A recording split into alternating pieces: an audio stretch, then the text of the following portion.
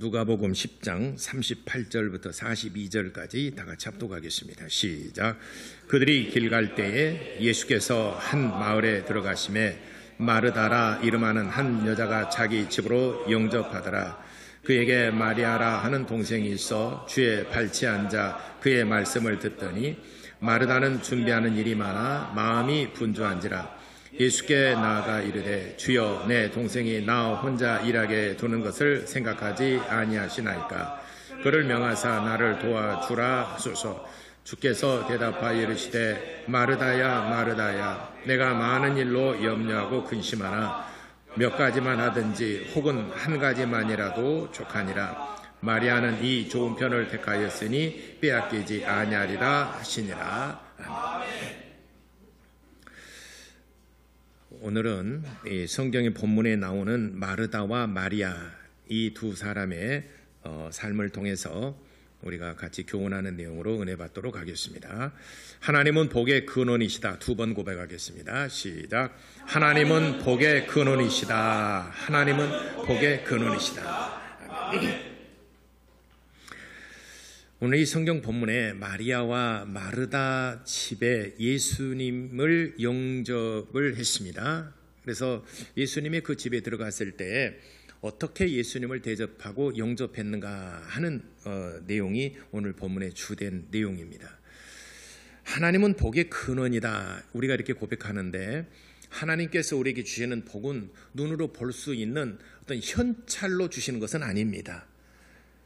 감추어진 보배라 그랬습니다. 감추어진 보화라 이렇게 말씀했습니다. 감추어져 있기 때문에 누구나 다 볼 수 있는 건 아니에요. 그 비밀을 아는 자들만 하나님의 복을 쟁취하고 하나님의 복을 받을 수 있는 것입니다.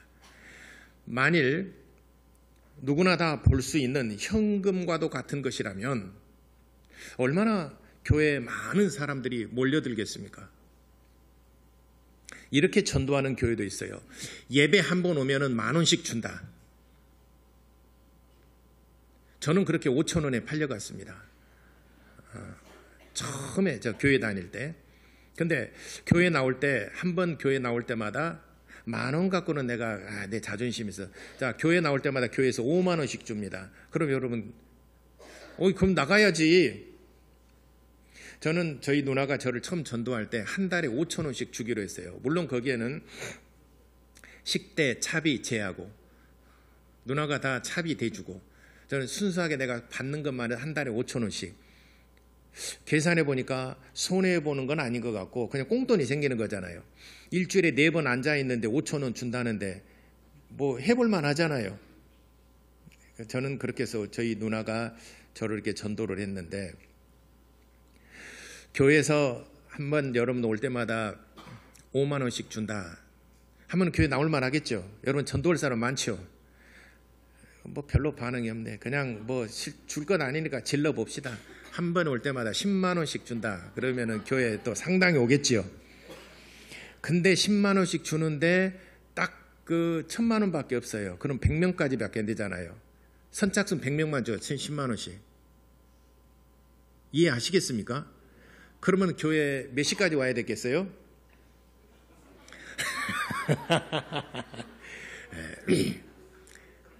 네, 여러분 판단에 맡기겠습니다. 몇 시까지 올 것인가? 우리가 그렇게 말하면 속물 같지만 현실이에요. 그렇지만은 현실적으로 그렇게 하나님께서 우리에게 현찰로 주는 것보다 더 큰 복을 주셨는데 그래서 그런 감추어진 보화라 이렇게 말씀하셨습니다. 감추어진 보화라 하는 말은 정말 우리가 세상의 그 어떤 것보다도 소중하고 귀한 축복은 만남의 축복이에요. 사무엘하 7장 14절에 하나님께서 인생을 책망하시고 징계하실 때 인생 막대기를 들어서 책망하시고 징계하신다라고 말씀하셨습니다. 이 말은 사람을 잘 만나는 것은 우리에게 정말 큰 축복이고 사람 한번 잘못 만나게 되면 인생 인생 망친단 말이에요. 사람 잘 만나는 축복이 제일 큰 축복입니다. 그러지 않습니까? 여러분 가정에도 참한 며느리가 잘 들어와야 되고 복덩이가 들어와야 되고, 여러분 가정에 정말 사이가 잘 들어오면 가정이 행복하고 평안합니다. 근데 그 오살놈이 들어와가지고 그 가정에 하고 주기도 못하고 살리도 못하고 헤어지라고 그러면 칼 들고 달라들 것 같고 막 이렇게 하고 사건 사고가 이 매스컴을 통해서 막 나타나고 그러지 않습니까? 만일 그런 사람을 잘못 만나는 그런 일이 있다면 인생을 얼마나 불행하고 얼마나 고통스럽겠느냐 이 말이죠. 성경에 나와 있는 말씀이에요. 사무엘하 7장 14절, 여러분 꼭 한번 찾아보세요. 하나님께서는 사람을 징계하시고 책망하시되 인생 막대기를 들어서 책망하신다라고 말씀하셨습니다. 사람을 그러나 잘 만나게 되면 그보다 더 큰 축복이 어디가 있겠습니까? 여러분이 인생을 살면서 참 사람을 잘 만났다 그러면 여러분 정말 인생길이 평안하고, 사람 한번 잘 만나면 사기당하고 잘못된 길로 들어서게 됩니다. 그래서 여러분 자녀들이 누구랑 사귄다, 누구 집에 간다 그러면은 걔 이름을 넣으면서 맨 먼저 뭘 물어봅니까? 여러분 중고등학교, 초등학교, 중고등학교, 여러분 자녀들이 누구 집에 나 놀러 갈 거야 이렇게 말해서 엄마 나 걱정하지 마라 나 누구 집 놀러 갈 거야 그러면은 아무게 그래? 그러면 걔는 맨 먼저 뭘 물어봐요? 공부 잘하냐 물어보죠. 그 다음에 두 번째 뭐 물어봅니까? 잘 사냐? 너무 노골적 그러죠. 그것도 중요하죠. 이놈이 빌부터 먹을 놈인지 아니면 내가 도움을 줘야 될 일인지 아니면 내가 뭔가죠. 이런 것도 보고, 그 다음에 두 번째는 부모 뭐 하시냐 물어보잖아요. 부모님 뭐 하시냐 이렇게 물어보잖아요. 엄마 아빠 뭐 하시냐 이렇게 물어보잖아요. 우리 엄마 아빠 뭐 별로 한 일 없는 것 같은데 그 사람은 그 사람은 요즘 직업이 좋은 게 뭐죠? 선호하는 직업이? 우리 엄마 아빠 유튜버예요. 응? 무슨 유튜버인데? 모르겠어요. 의문점이 참 많죠. 여러분 자녀들이 여러분 만나는 친구의 그 환경도 물어보잖아요. 왜냐하면 친구를 잘 만나야 되니까. 그래서 여러분 자녀들 또 여러분 자손들 손주들을 위해서 기도할 때 꼭 이 기도하세요. 첫째, 지도자를 잘 만나는 축복을 해달라고. 선생님 잘 만나게 해달라고. 똑같은 내용을 가르치더라도 좋은 선생님 만나게 해달라고. 그 다음에 두 번째, 좋은 친구 만나게 해달라고. 꼭 그렇게 여러분 자녀들 자손들을 위해서 기도할 때는 이 두 가지 기도는 꼭 빼지 말고 기도하시기 바랍니다. 제가 기도하고 있는 내용이니까. 제가 우리 자녀들 손주들을 위해서 기도할 때는 선생님 잘 만나게 해달라고 기도하고, 두 번째는 좋은 친구들 잘 만나게 해달라고. 그래야 유치원이 됐든 학교 생활이 됐든 간에 즐겁고 가고 싶고 만나고 싶고 행복하고 그러잖아요. 학교 가면 맨날 나 때리고 맨날 나를 왕따 당하고 나는 친구 잘 만나서 맨날 학교 가기 싫어요. 얼마나 부모님들이 마음이 고통스럽습니까? 우리 선생님이 맨날 나한테는 안 하고 얘들만 잘해주고 선생님만 나는 관심 없어요. 그러면 선생님하고 이게 사이가 안 좋게 되면 얼마나 또 그 학생이 학교에 흥미를 잃어버리겠습니까? 그 인생이 좌우되는 것이지 않습니까? 그래서 사람을 잘 만나는 축복이 우리 인생의 최고의 축복이고, 하나님께서 우리 인생을 징계하실 때 사람 채찍 인생 막대기를 들어서 징계하신다 이렇게도 말씀하셨습니다. 그래서 사람을 잘 만나는 축복이에요. 여러분이 교회 와서 뭘 합니까? 교회는 감추어진 보배라고 그랬습니다. 감추어진 보배가 뭡니까? 예수 그리스도를 만나는 것입니다. 그런데 예수 그리스도는 이 땅에 오실 때 마른 땅에 자라는 연한 순 같아서 볼품도 없고 모양도 없고 아무 흠모하거나 사모할 만한 아무것도 없다라고 이사야서 53장에 기록하고 있습니다. 그래서 사람이 사모하지도 않고 흠모하지도 않고 마른 땅에 나오는 연한 순 같아서 볼품도 없고, 바로 예수 그리스도께서 이 땅에 오실 때 그런 모습으로 오셨는데 그가 바로 알고 보니 하나님의 아들이셨더라 하는 것입니다. 하나님의 아들을 우리가 영접하고 하나님의 아들과 사귐이 있다면 이보다 더 큰 축복이 어디가 있겠습니까? 만남의 축복이에요. 사람을 어떻게 대하느냐. 아무 볼품도 없어요. 그래서 우리가 멀리하고 뭔가 금가락지를 끼고 좋은 의복을 입고 오게 되면은 여기 앉으소서 여기 앉으소서 하지만은 허름하고 남루하고 볼품없는 사람은 네가 여기 앉든지 저기 앉든지 나가든지 아무데나 네 알아서 앉아라 이렇게 사람들이 하느니라. 그러나 내가 금가락지를 입고 좋은 의복을 입고 온 사람들이 나중에 너를 재판관에게 넘겨주리라 라고 예수께서 말씀하셨습니다. 세상은 비정하고 냉정한 것입니다. 권력 있고 힘 있는 사람들은 언젠가는 잘못했어요. 나를 재판관에게 넘겨준다 예수께서 말씀하셨는데 오히려 남루하고 볼품은 없지만 그 사람에게 그 사람이 가진 건 없기 때문에 오직 기도하고 하나님을 의지하는 것 뿐이지 않겠습니까? 오히려 그런 사람을 만나는 것이 오히려 우리에게는 큰 축복이 될 수 있다 예수께서 말씀하셨습니다. 그러니까 우리가 사람을 만날 때 어떻게 대우하고 어떤 관계를 유지하느냐 우리 인생의 가장 정말 중요한 문제입니다. 자, 오늘 성경 보면은 그래서 그 표준을 아브라함으로 정하셨어요. 창세기 12장 1절로부터 그 표준을 아브라함으로 정하셨는데 하나님께서 아브라함을 부르셨어요. 그리고 아브라함에게 내가 너로 말미암아 시작하여 큰 민족을 이루리라 라고 말씀하시고 너는 또 복의 근원이 될지라. 그러므로 내가 지금은 볼품이었고 지금은 별것 아닌 것 같고 지금은 비록 숫자가 적지만 그러나 너로 말미암아 큰 민족을 이루게 할 터인데 이제 네가 지금은 보기에는 그 나그네 사람 말하자면 히브리인들 히브리란 말은 방랑자라 이 말이죠. 한 곳에 정착하지 못하고 이곳 저곳을 떠돌아다니는 사람을 히브리인이다 이렇게 말합니다.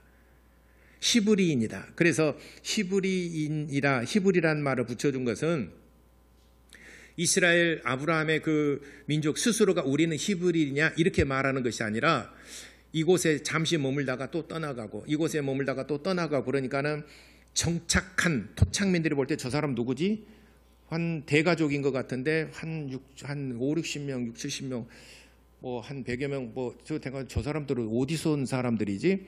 저 사람들 저기서 왔다가 잠시 머물렀다가 떠나갈 사람 저다 히브리인들이구나. 이쪽에 왔다가 잠시 머물고 또 잠시 머물고 또 떠돌아다니는 잠시 머물다 가는 사람이구나 하고 별로 관심을 두지 않고 별로 경계의 대상으로 삼지 않았다는 말이에요. 그래서 정착민들이 볼 때 저 사람 히브리인이다 이렇게 표현한 겁니다. 히브리인들.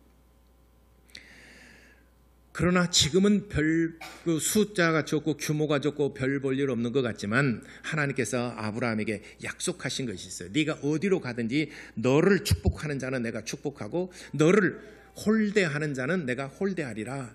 너를 저주하는 자는 내가 그를 저주하리라. 너에게 어떻게 하느냐에 따라서 내가 그대로 갚아주리라 이렇게 말씀했습니다. 그러니까 지금은 그 아브라함의 민족이 큰 민족이 됐지만 그러나 초창기 때 시작할 때 아브라함을 처음 부르실 때는 가족밖에 없잖아요. 그렇지만은 아브라함을 너를 영접하고 너를 환대하는 자에게는 내가 복을 줄 것이고 너를 멸시하고 천대하게 여기는 자는 내가 그를 또 저주를 하리라 이렇게 아브라함에게 약속해 주셨습니다. 이처럼 사람을 어떻게 대하느냐에 따라서 하나님께서 복을 주시기도 하고 저주를 내리기도 한다. 특별히 사도 바울은 말하기를 믿음의 사람들에게는 교회 안의 믿음의 사람들에게는 더욱 이건 삼가 지켜 행할지니라 이렇게 말씀했습니다. 구약시대에 이런 내용들이 참 많죠. 수넴 지방에 한 여인이 있었습니다. 이 여인은 나이가 많이 들었어요. 남편도 특히 나이 차이가 많아서 남편이 나이가 많아요. 그리고 아내인 이 수넴 여인도 나이가 많습니다. 근데 엘리사 선지자가 그 지방을 지나갈 때 수넴 여인이 엘리사 선지자를 자기 집으로 영접했습니다. 그리고 이곳을 지나갈 때 항상 우리 집에 와서 머무르시기를 바랍니다 하고 다락에 서재와 그다음에 침상과 그다음에 그가 생활할 때 필요한 모든 것들을 전부 다 제공해 주었습니다. 해년마다 또는 수시로 그 지역을 지나갈 때마다 수넴 여인이 그를 영접하고 그가 필요한 모든 것들을 먹고 자고 또 책을 보고 또 생활할 수 있는, 잠을 잘 수 있는 모든 것들을 다 제공을 해줬습니다. 이 여인이 왜 이렇게 내게 친절하게 나를 영접하지? 자기 종 게하시에게 물어봤습니다. 이 여인에게 필요한 것이 무엇이냐, 무슨 사연이 있느냐라고 물어봤습니다. 가서 알아보고 와라. 그러니까 게하시가 가서 알아보니까 남편은 나이가 많고 여자에게는 부인에게는 자손이 없나이다, 아들이 없나이다. 그것 때문에 가정이 오게 되면 딱 그 나이든 부부간에 두 사람밖에 없나이다. 엘리사가 이제 기도하죠. 그리고 떠날 때 그렇게 그 수넴 여인에게 배웅하러 나온 수넴 여인이 말합니다. 내년 이맘때쯤에 내가 이 집에 다시 올 때 너에게 아들이 있으리라. 이렇게 축복을 합니다. 그 이듬해 왔습니다. 정말 아들을 낳았어요. 그 엘리사 선자의 말대로 그에게 하나님께서 아들을 주어서 아들을 낳았습니다. 또 몇 해가 지났습니다. 근데 갑자기 이 아이가 머리가 아파서 쪼개들듯이 아프면서 이 아이가 막 아프다고 하는데 아버지는 별로 관심 두지 않는데 어머니 가서 보니까 이미 이 아이가 머리가 아파서 누워 있습니다. 그러고 보니까 그 아이가 숨을 쉬지 않아요. 죽었어요. 그러니까 이 아이의 어머니가 엘리사 선지자가 기거했던 다락에다가 그 죽은 아들을 누이고 남편에게 내가 엘리사 선자를 좀 만나러 가야 되겠습니다. 그러니까 허락합니다. 그래서 나귀의 짐장을 꾸리고 종과 더불어서 엘리사 선자를 만나러 갑니다. 엘리사 선자에게 찾아가서 보니까 왜 이 여인이 내게로 한 번도 이렇게 온 일이 없는데 왜 그러지? 게하시 선자를 빨리 가서 영접해라. 무슨 일인가 영접해라. 그래서 게하시 선지자가 나가서 이 여인을 영접해 모셔왔습니다. 무슨 일이냐? 평안하냐? 그러니까 예, 평안합니다. 다시 한번 물어요. 평안하냐? 평안합니다. 근데 우리가 말은 그렇지만은 얼굴에 딱 그 표시가 나타나잖아요. 정말 평안한지 아니면 근심 걱정과 수심으로 가득 찼는지 딱 알잖아요. 그래서 엘리사 선지자가 무슨 일이 있느냐라고 묻습니다. 내가 말은 평안하다고 말하지만은 얼굴에 수심이 가득 찬 것을 봅니다. 그러니까 아들이 죽었나이다. 그러니까 그 게하시 선지자에게 내 지팡이를 써 빨리 너는 사람들이 문안하거든 문안도 받지 말고는 빨리 가서 그 어린아이가 누워있는 곳에 내 지팡이를 놓아둬라 하고 그 종을 먼저 보내고 엘리사 선지자 그 여인과 더불어서 속히 종종걸음으로 내려갑니다. 그 아이가 이미 죽어 있습니다. 근데 다락에 올라가서 보니까 아이가 죽어 있는데 그 엘리사 선지자가 쓴 지팡이가 여기 놓여 있습니다. 그래서 나가게 하고 그 아이를 위해서 간절히 기도합니다. 그리고 그 엎드려서 그에게 호흡을 불어넣습니다. 그랬더니 이 아이의 호흡이 돌아오면서 이 아이가 살았어요. 그리고 이 아이를 살려서 그 여인의 품에 안겨줬습니다. 사람을 어떻게 대우하고 영접하느냐에 따라서 내 환난과 내 정말 어찌할 수 없는 이런 상황을 극복하기도 하고 하나님의 은혜와 하나님의 복이 임하기도 합니다.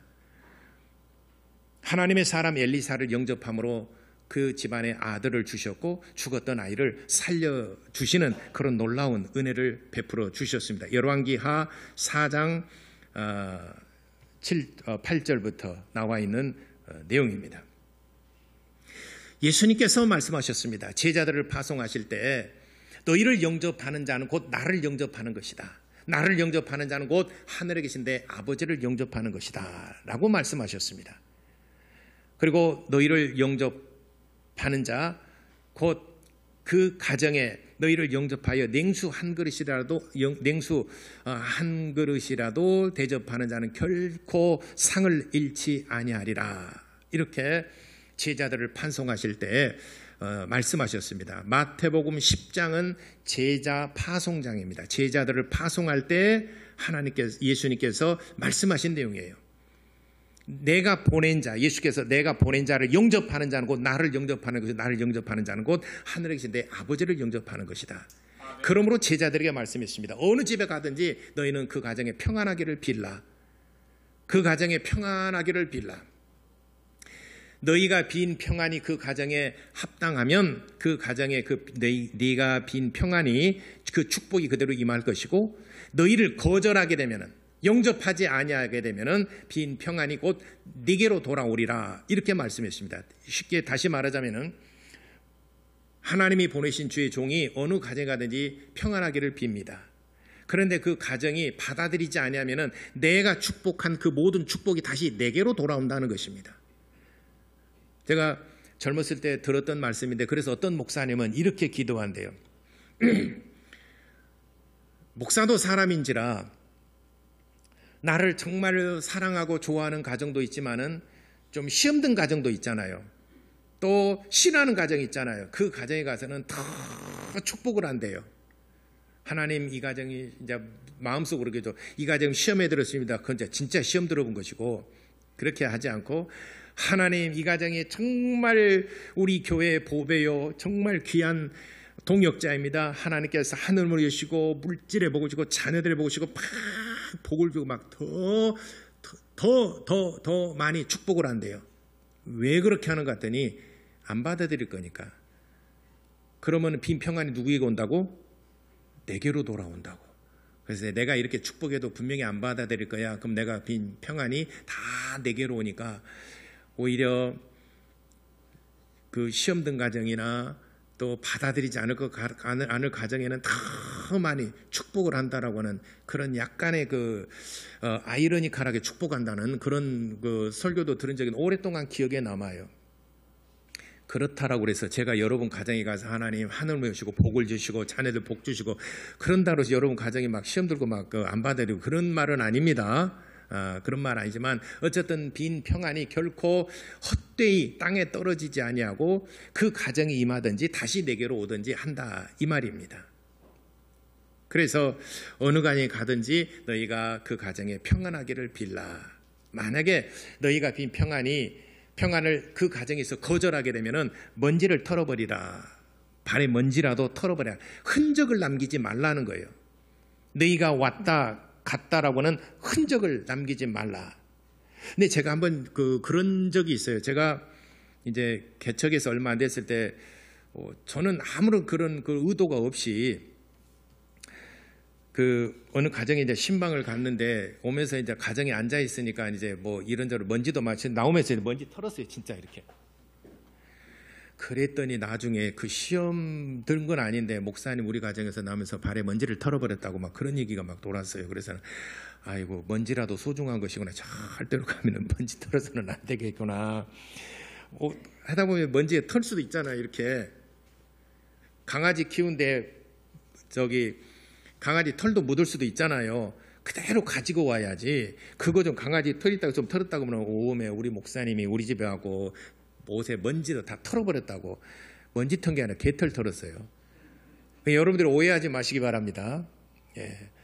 예수님께서 제자들을 파송하실 때 그렇게 말씀하시고 어느 가정에 가든지 평안하기를 빌라. 그러니까 사람과의 관계 속에서 어떻게 영접하고 어떻게 대접하느냐에 따라서 그 빈 평안이 가정에 임하기도 하고 또 오히려 빈 평안이 내게로 돌아오기도 한다는 것입니다. 오늘 성경 본문의 말씀에는 마리아와 마르다라 이름하는 그 집안에 예수님을 초청을 했습니다. 예수님이 마르다의 집안에 갔습니다. 마르다가 예수님을 초청한 목적은 뭐냐면은 예수님 한번 대접하고 싶었어요.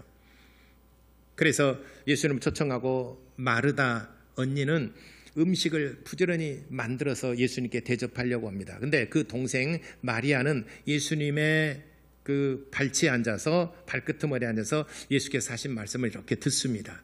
예수님께서는 아랑곳하지 않아 계속해서 말씀을 전합니다. 가르칩니다. 그랬더니 음식을 준비하면서 분주하게 준비하고 있는 마르다가 마음이 좀 상한 겁니다. 그래도 마르다가 좀 애절이 있다, 좀 이렇게 예의가 있다라고 하는 것은 마리아는 지금 예수님의 발 앞에 앉아서 예수님 말씀을 듣고 있는데 마르다 언니가 야, 너 이리 와서 나 좀 도와 빨리 하면은 예수님을 얼마나 무시하는 것이겠습니까? 그렇죠? 예를 들어서 제가 누구랑 집사님이랑 얘기하고 있어요. 집사님, 저 이번에는 이렇게 하고 했는데 장로님이 아무개 집사 뭐다그래서 빨리 와줘, 들어줘, 도와줘, 이거 좀 빨리 해야지. 그러면서 예 알겠습니다. 근데 가버린다면 나는 뭐가 되냐고요. 이해되시나요?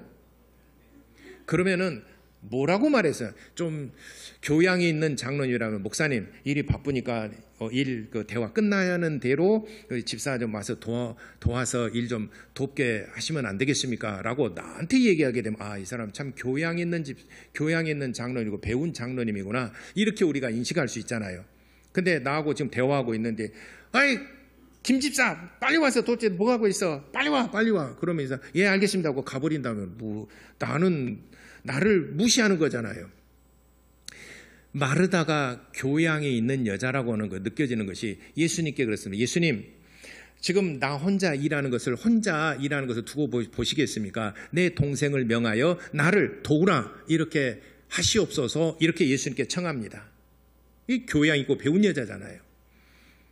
그러니까 예수님께서 말씀하십니다. 너는 그런 일로 분주하고 네 동생 마리아는 말씀 듣는 일에 열중하고 있는데 나는 혹 10가지든 뭐 한 가지든 간에 한 가지라도 나는 그걸로 족한다.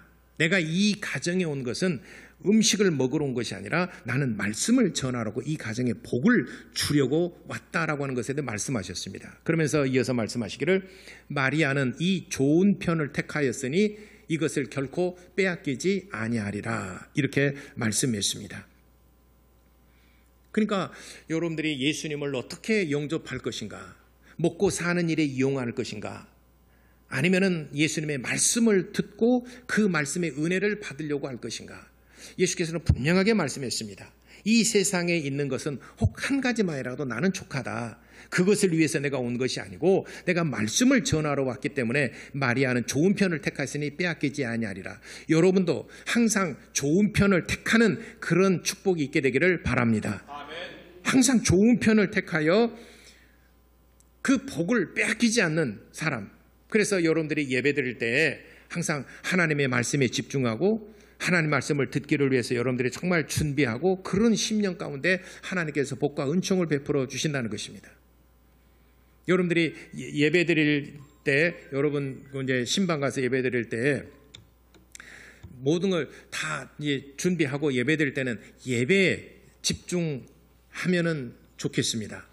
예배드리다가 그냥 중간에 그냥 가서 가스레인지 끼고 끄고 막 이런 거 하지 마시고 괜찮아요. 그러니까 여러분들이 여러분 가정에 예배드릴 때 예배에 집중하고 말씀 듣는 일에 집중하세요. 이것을 예수님께서 말씀하시기를 좋은 편을 택하였다 이렇게 말씀하십니다. 제가 여러분 가정에 신방하는 목적은 신방이란 찾을 방문할 방, 찾아 방문한다라고 하는 말이에요.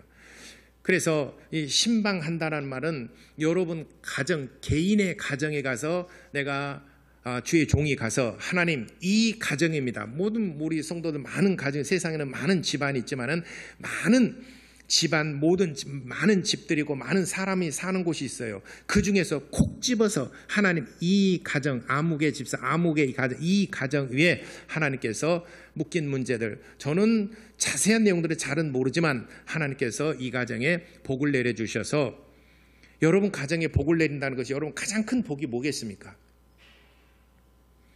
제가 여러분 가정에 가서 이제 축복을 할 텐데 여러분 가정에 가장 큰 문제가 뭐예요? 저는 여러분들의 사정과 여러분들의 개개인의 그런 잘 모르지만은 가장 큰 축복이 뭐냐면 묶인 문제가 풀려지는 것이지 않겠습니까? 무슨 문제가 엉켜지고 풀리지 않는 문제가 있다면 다른 것이 아무리 많은 것을 얻었다 하더라도 마음의 고통과 근심과 걱정이 떠나지 않은 것입니다.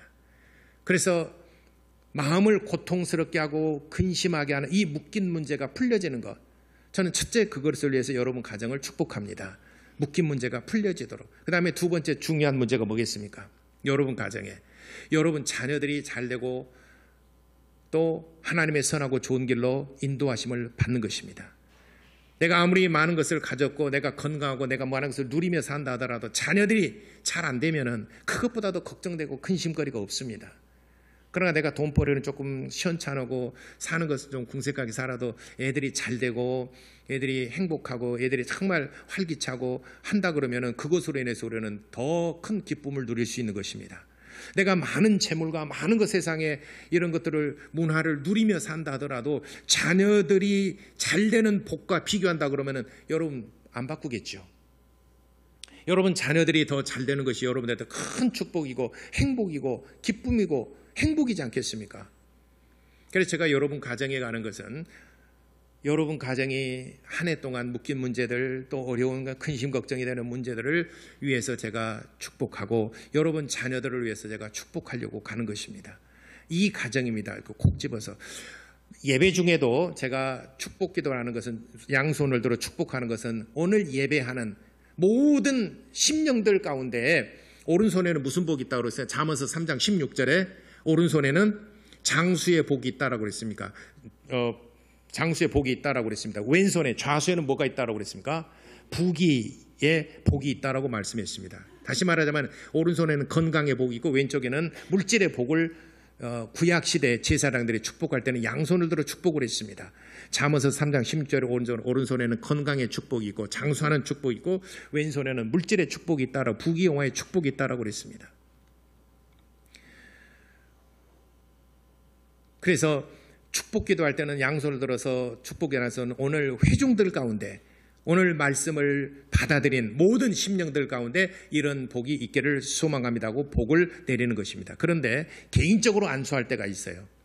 개인적으로 안수할 때가 있어요. 그거는 회중들이 많이 있지만 그 중에서 하나님 이 사람입니다. 아무개 이 사람을 딱 지목하여 주님 손 위에 올려놓는 역할을 하는 게 주의 종이 하는 것입니다. 하나님 이 사람입니다. 이 사람 개인적으로 내가 머리에 손을 얹는 것은 이 사람을 주님 손바닥에 올려놓사오니 하나님께서 이 가정의 사정과 승편을 하시고 복 주시기를 원합니다. 묶인 문제가 풀리기를 원합니다. 라고 하는 게 개인적으로 기도하는 것, 축복 기도하는 것입니다. 그러니까 회중 기도와 개인적으로 축복 기도하는 것은 조금 달라요. 지목하여 주님 손 위에 세워주는 것, 이것이 개인적으로 축복하는 것이고 여러분 가정에 신방하는 것입니다. 그런 의미로 여러분 가정의 신방을 매년 한 차례씩 합니다.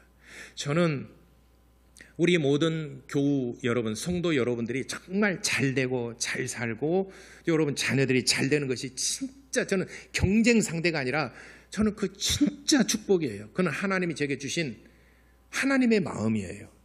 여러분들은 제가 뭔가 좀 누리며 사는 것이 여러분들 목사가 저러면서 경쟁 상대로 볼지 모르겠지만 저는 하나님께서 제게 주신 그 그리스도의 마음, 본래 저도 이제 성도로서 섬기며 살았다면 아마 저도 질투도 있고 경쟁심도 있고 잘 되는 것이 배 아프기도 하고 때려서 뭐 잘 됐네 하면서 할지 모르지만 진짜 저의 마음은 여러분들이 잘 되고 또 사업이 잘 되고 직장생활도 진급하고 형배 집사 진급했다면서 생각하니까 잘했어요. 축하합니다.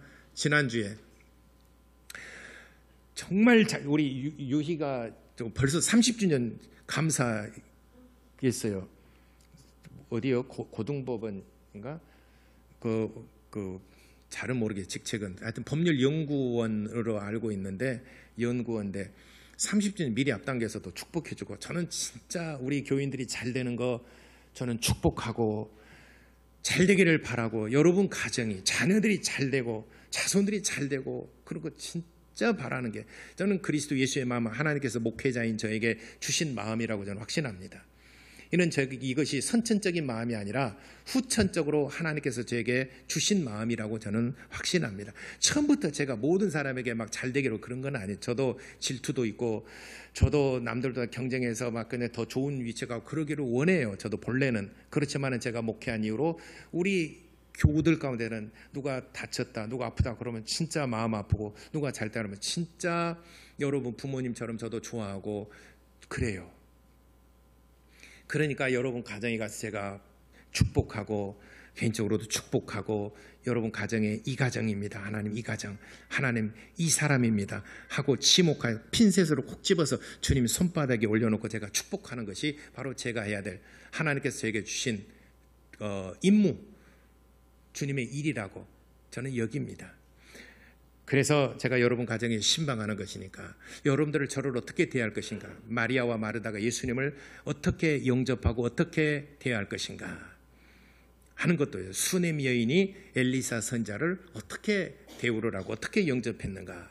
아브라함을 사람들이 어떻게 대우하고 어떻게 그를 대우할 것인가, 영접할 것인가 하는 것에 따라서 하나님께서는 각각 하나님께서 결정하시고 하나님께서는 일하신다 하는 것입니다. 그러므로 우리 사랑하는 모든 성도 여러분들은 주 안에서 다 은혜를 입고 또 형통하고, 여러분 특별히 자녀들이 주 안에서 다 복을 받는 그런 놀라운 은혜가 있게 되기를 예수 이름으로 축원합니다. 기도하겠습니다. 하나님, 나와 내 가정에 크게 복을 주시기를 원합니다. 그래서 첫째는 관계 형성을 잘해야 된다는 거예요. 예수님과의 관계, 교회와의 관계, 목사와의 관계, 또 교우들과의 관계, 이 관계들을 통해서 인생 막대기를 들어서 채찍을 하시든 아니면은 그 관계를 통해서 복을 주시든 하나님이 일하신다는 것입니다. 그래서 우리는 항상 좋은 관계를 유지할 수 있도록 우리 다 같이 기도하시겠습니다.